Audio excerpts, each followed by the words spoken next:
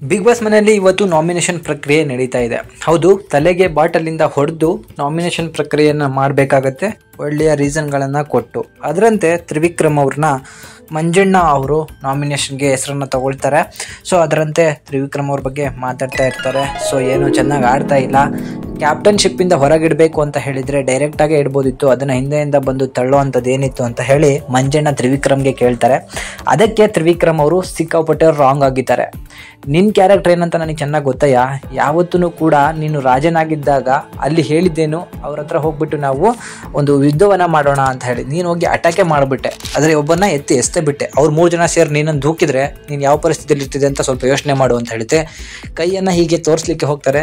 ಏನು ಹಿಂಗೆ ತೋರಿಸ್ತಿದ್ಯಾ, 3 ಜನನು ತಳ್ಳಿದ್ರೆ ಅವತ್ತು ರಜತ್ ಹೇಳ್ದಂಗೆ ಮೇಲ್ಗಡೆ ಹೊಗೆ ಹಾಕ್ಸ್ಕೊಬಿಡ್ತಿದ್ದೆ, ಆಮೇಲೆ ಟಾಟಾ ಮಂಜಣ್ಣ ಅಂತ ಹೇಳಬೇಕಿತ್ತು ಅಂತ ತ್ರಿವಿಕ್ರಮ್ ಅವರು ಇಂಡೈರೆಕ್ಟ್ ಆಗಿ ಮಂಜಣ್ಣನಿಗೆ ಹೇಳಿದ್ರು ಅವತ್ತು ರಜತ್ ಹೇಳಿದ ಮಾತನ್ನೇ.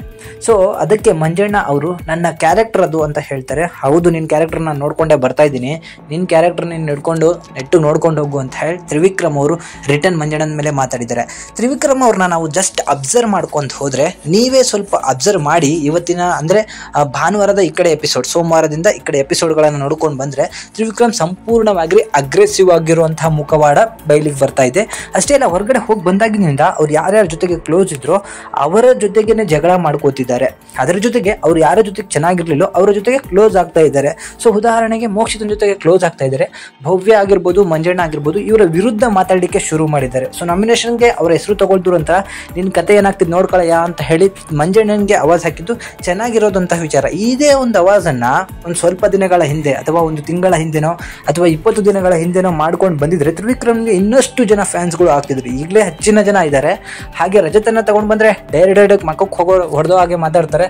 ಅದರಂತೆ ಚೈತ್ರಂಗೂ ಕೂಡ ಇವತ್ತು ಅವರು ನಾಮಿನೇಟ್ ಮಾಡಿಕೊಂಡು, ನಿನ್ನ ಟ್ಯಾಲೆಂಟ್ ನನಗೆ ಯಾವುದ್ರಲ್ಲೂ ಕಾಣಿಸಿಲ್ಲ, ಸ್ವತಃ ನಿನ್ನ ಒಂದು ಸೀರೆನ ನೀನು ಹೊಕ್ಕೊಳ್ಳೋದ್ರಲ್ಲೂ ಕಾಣಿಸ್ತಿಲ್ಲ, ಅಂದಮೇಲೆ ನಿನ್ನ ಮನೇಲಿದ್ದು ವೇಸ್ಟು, ಫಸ್ಟ್ ಮನೆ ಖಾಲಿ ಮಾಡಮ್ಮ ಅಂತ ಹೇಳಿ ರಜತ್ ಅವರು ಡೈರೆಕ್ಟಾಗಿ ಚೈತ್ರ ಅವರಿಗೆ ಟಾಂಗ್ ಕೊಟ್ಟಿದ್ದಾರೆ.